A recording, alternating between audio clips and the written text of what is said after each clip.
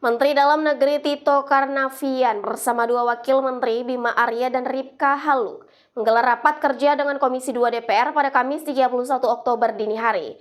Rapat ini bertujuan untuk membahas berbagai isu terkait pemerintah, daerah, dan tantangan yang dihadapi oleh pejabat daerah di tingkat provinsi, kota, dan kabupaten. Dalam rapat tersebut, suasana menjadi tegang ketika anggota Komisi 2 dari fraksi Golkar, Taufan Pawe, menegur Menteri Tito. Terima kasih Pak Rahmat. Selanjutnya Pak Taufan Pawe. Terima kasih pimpinan dan segenap sahabat-sahabat para anggota Komisi 2 yang saya hormati, Bapak Menteri, Wakil Menteri dan jajarannya. Izin Pak, mohon diperhatikan Pak Menteri. Kami ini lagi pendalaman. Kalau Pak Menteri saya bicara, Bapak juga bicara, bagaimana bisa Pak? Saya mengapresiasi sahabat saya terkait pilkada. Kita pilkada 37 provinsi dan lebih 500 kabupaten kota. Dan itu adalah instrumen demokrasi menuju pilkada yang betul-betul sesuai harapan kita Pak Menteri. Dalam instrumen proses itu ada satu hal yang sangat mengganggu sebenarnya, dan ini saya menggunakan forum ini untuk mengklarifikasi, yaitu PJ-PJ di tingkat provinsi dan kabupaten kota, khususnya kabupaten kota, itu banyak masalah. Banyak masalah Pak.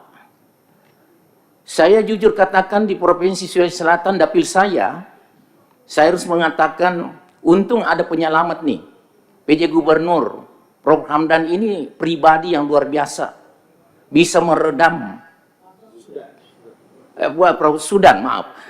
Sudan, dia mampu meredam semua konflik-konflik yang ada di Sulawesi Selatan. Tapi di daerah-daerah, tidak sedikit daerah Bapak Menteri, itu punya masalah yang serius. Saya terkadang berpikir, ini orang-orang kementerian yang PJ di kabupaten kota ini ngerti pemerintahan atau tidak? Maaf Pak Menteri, ini adalah kontribusi yang saya harapkan Pak Menteri bisa mengetahui lingkungannya. Contoh, saya ambil satu contoh di Kota Parepare, dapil saya Pak. PJ-nya datang, saya bertemu pada saat serah terima dan pada saat anak saya dilantik beberapa bulan yang lalu sebagai anggota DPR. Tidak pernah bertemu dengan saya.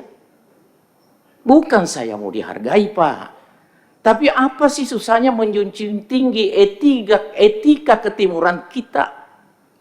Jelek-jelek begini Pak, tingkat kepuasan masyarakat saya tinggalkan 91,5% Pak. Nah apa yang terjadi? Akhirnya pemerintahan jadi kacau.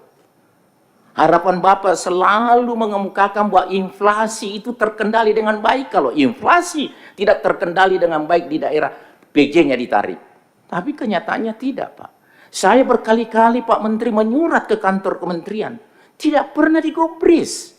Saya ini punya kapasitas sebagai pimpinan partai Golkar di Sulawesi Selatan. Tentu punya kewajiban bagaimana sistem tata kelola pemerintahan itu bisa berjalan dengan baik.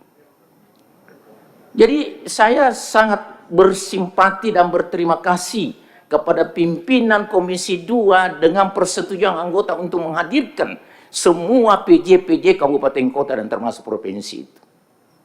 Hadirkan. Karena saya sendiri, saya mau tunjuk batang hidungnya. Itu yang namanya Akbar Ali. Maaf ini Pak, ini forum kita ini, forum berdemokrasi ini. Dia merusak tatanan pemerintahan di Kota Parepare. Dia meninggalkan Kota Parepare dengan tanpa membahas KUHP perubahan. Kasihan. Bantuan-bantuan sosial tidak bisa tersalurkan. Insentif guru ngaji, RW, RT tidak bisa tersalurkan karena itu. Dan tidak sedikit lembaran dosa dari saudara PJ itu yang bisa saya ungkap. Kalau Pak Menteri mau duduk satu meja, saya siap. Saya jujur katakan, wakil Bapak itu adalah bekas ketua APEKSI saya. Saya 10 tahun Pak menjadi kepala daerah, jadi ngerti betul. Maaf, Pak Menteri pernah berkali-kali beri saya penghargaan, salah satunya adalah penghargaan yang saya bangga, saya sebagai kepala daerah bisa meningkatkan PAD 120%. Itu saya apresiasi. Saya tidak akan lupa seumur hidup saya itu, Pak. Artinya, Bapak ini seorang maha guru terpelajar, ya, maaf, pernah di wilayah kepolisian, masuk di birokrasi, dan faktanya dipercayakan lagi sama kabinet merah putih. Apakah bukan suatu kemuliaan dari Allah Subhanahu wa taala?